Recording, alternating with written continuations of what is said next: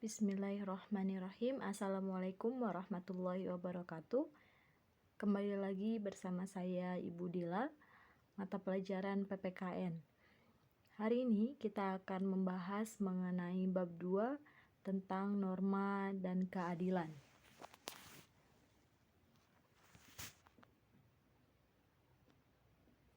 Perhatikan peta konsep berikut ini. Nah, sebelum kita lanjut pada materi bab 2 ini, silakan perhatikan peta konsep berikut ini. Di dalam peta konsep ini menjelaskan bahwa pada bab 2 ini kita akan membahas tentang beberapa hal. Yang pertama, tentang norma dalam kehidupan bermasyarakat yang isinya tentang pengertian norma dan macam-macam norma. Pembahasan kedua adalah tentang arti penting norma dalam mewujudkan keadilan. Pembahasan ketiga tentang perilaku sesuai norma dalam kehidupan sehari-hari. Silakan perhatikan gambar berikut ini. Gambar ini adalah gambar tentang siswa yang menyeberang jalan menggunakan zebra cross.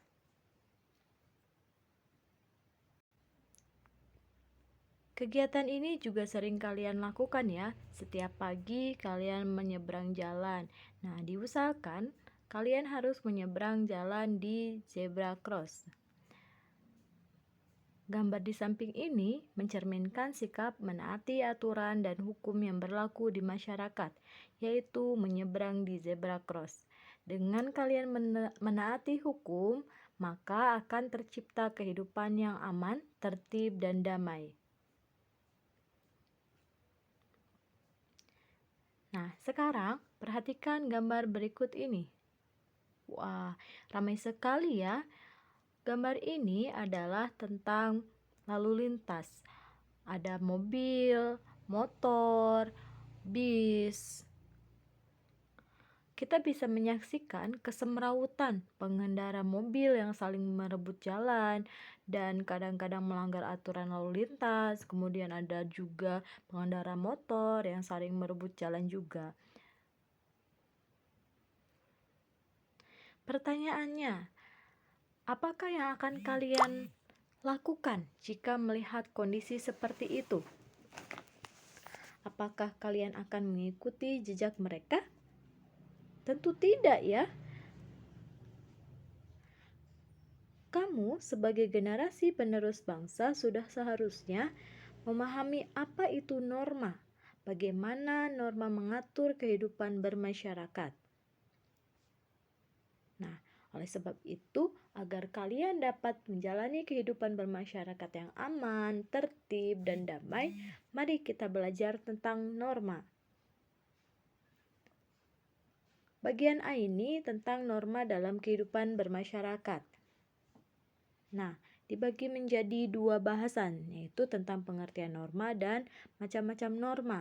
Hari ini kita akan fokus membahas tentang pengertian norma, asal-usul norma, bagaimana norma itu berlaku. Pengertian norma, kita mulai dari asal-usul norma ya. Nah, kalian kenal beliau? Beliau adalah Aristoteles.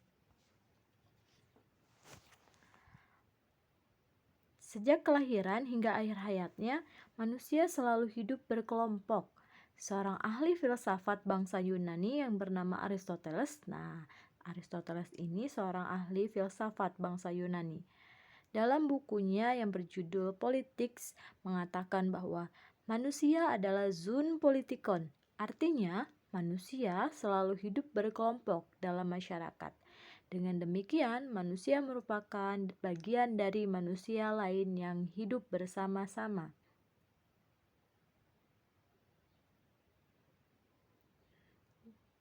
Kita bahas mengenai kedudukan manusia. Manusia memiliki dua kedudukan. Yang pertama sebagai makhluk sosial, yang kedua sebagai makhluk individu. Manusia sebagai makhluk sosial artinya manusia selalu membutuhkan orang lain. Manusia akan tergabung dalam kelompok yang memiliki keinginan dan harapan yang harus diwujudkan secara bersama-sama. Contohnya, ketika kalian di kelas, di sekolah, kalian tidak bisa hidup sendiri. Kalian membutuhkan teman kalian untuk sharing materi, untuk belajar bersama. Kalian membutuhkan teman kalian, tidak bisa hidup sendiri. Nah, yang kedua adalah makhluk individu. Yang dimaksud makhluk individu bukan dia hidup sendiri, bukan. Tetapi yang dimaksud dengan manusia sebagai makhluk individu artinya setiap orang memiliki perbedaan pemikiran dan perbedaan kepentingan dalam dirinya. Jadi, setiap orang, kamu dengan teman kamu itu memiliki perbedaan pemikiran. Tidak bisa dipaksakan satu dengan yang lainnya. Beda juga kepentingannya. Nah, kategori kepentingan. Ada beberapa kepentingan. Menurut Pound, ada 3 kepentingan. Kepentingan umum, kepentingan masyarakat, dan kepentingan pribadi. Kita bahas kepentingan yang pertama dulu, yaitu kepentingan umum. Kepentingan umum meliputi yang pertama, kepentingan negara sebagai badan hukum untuk mempertahankan kepribadian dan substansinya. Contohnya nih, mempertahankan diri dari serangan negara lain. Nih gambarnya. Kalian pernah tahu siapa beliau? Beliau adalah Menteri Susi Pujiastuti. Nah, beliau ini sangat sering mempertahankan negara kita, terutama wilayah laut, dari ancaman negara lain, yang mau mengambil ikan dari perairan negara kita. Nah, yang kedua adalah kepentingan negara sebagai penjaga kepentingan-kepentingan masyarakat. Contohnya, menjaga fasilitas publik atau umum dan kestabilan ekonomi. Nah, sering kita jumpai banyak sekali fasilitas umum yang harusnya dijaga tetapi justru dirusak. Tembok-tembok dicoret-coret dengan gambar-gambar yang tidak baik, dengan tulis-tulisan yang kotor, yang tidak baik juga untuk dilihat atau dibaca. Nah, ini perlu untuk dijaga oleh negara, karena kepentingan negara yaitu salah satunya adalah kepentingan sebagai penjaga kepentingan-kepentingan masyarakat. Berikutnya, kepentingan masyarakat. Ada 1, 2, 3, 4, 5, 6. Ada 6. Yang pertama, kepentingan masyarakat bagi keselamatan umum. Contohnya, perlindungan hukum bagi keamanan dan ketertiban. Yang kedua, kepentingan masyarakat dalam jaminan lembaga-lembaga sosial. Yang contohnya, perlindungan lembaga perkawinan atau keluarga. Yang ketiga, kepentingan masyarakat dalam kesusilaan untuk melindungi kerusakan moral. Contohnya, peraturan hukum tentang pemberantasan korupsi. Yang keempat, kepentingan masyarakat dalam pemeliharaan sumber-sumber sosial. Yang kelima, kepentingan masyarakat dalam kemajuan umum untuk perkembangannya manusia ke arah lebih tinggi dan sempurna. Dan yang terakhir, kepentingan masyarakat dalam kehidupan manusia secara individual. Misalnya, perlindungan kebebasan berbicara, kebebasan berpendapat. Nah, terakhir ini ada kepentingan pribadi. Ada 3 kepentingan pribadi. Yang pertama, kepentingan pribadi. Contohnya, perlindungan terhadap fisik kita, tubuh kita, badan kita, itu perlu dilindungi. Kehendak, kemauan kita, terus ketika kita berpendapat, itu perlu dilindungi. Keyakinan beragama dan hak milik kita. Hak milik kita, berhak untuk memiliki sesuatu. Dan yang kedua adalah kepentingan dalam rumah tangga. Contohnya perlindungan bagi lembaga perkawinan, KUA misalnya. Yang ketiga adalah kepentingan substansi. Ya, contohnya adalah perlindungan harta benda seperti perlindungan rumah, mobil, motor, ya harta benda kalian. Nah, wah, ini sedang ada perselisihan. Dalam kehidupan bermasyarakat, perbedaan kepentingan dapat menimbulkan adanya perselisihan, perpecahan, bahkan menjurus ke arah terjadinya kekacauan. Oleh karena itu, untuk menghindari adanya benturan akibat perbedaan kepentingan tersebut, diperlukan suatu tatanan hidup berupa aturan-aturan dalam pergaulan hidup di masyarakat. Nah, tatanan hidup tersebut biasa disebut norma. Nih, pengertian norma. Norma adalah suatu tatanan hidup berupa aturan-aturan dalam pergaulan hidup di masyarakat untuk melindungi kepentingan-kepentingan manusia sehingga dapat terwujud ketertiban dan kedamaian dalam kehidupan masyarakat. Masyarakat memiliki aturan nih. Ini masyarakat. Masyarakat itu bisa dalam kelompok besar, banyak orang.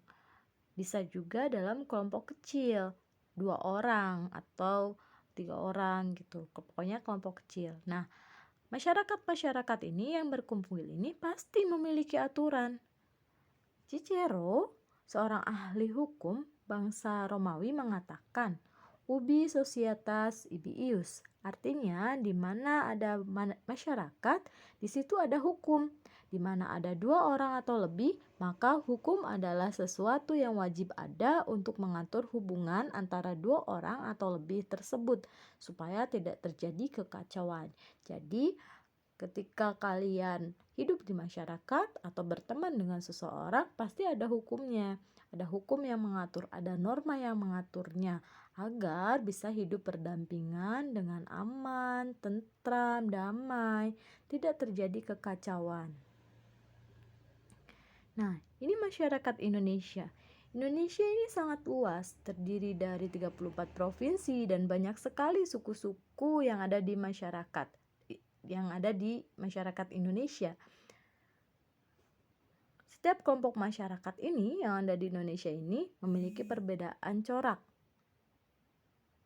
budaya, dan sifatnya. Oleh karena itu, aturan atau norma yang berlaku dalam setiap masyarakat tentu berbeda-beda. Jadi, kalau kalian berada di sebuah daerah, misalnya di Jakarta, itu akan memiliki norma yang berbeda dengan daerah Bandung. Begitu. Jadi disesuaikan dengan corak budaya dan sifat masyarakat yang ada di daerah tersebut. Sehingga aturan atau norma yang berlaku dalam setiap masyarakat atau daerah tersebut sangat berbeda-beda. Kita harus bisa bertoleransi.